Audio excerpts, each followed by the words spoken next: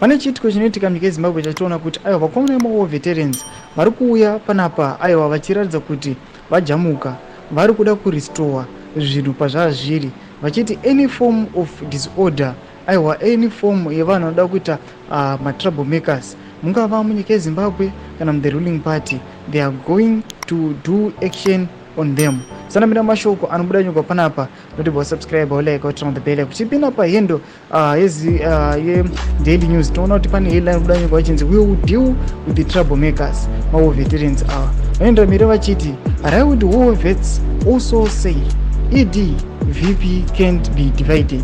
Tuna mawo veterans ari kuenda mberi vachiti aiwa mutungamiri wenyika na Vice President Constantino Chiwenga, they cannot be divided.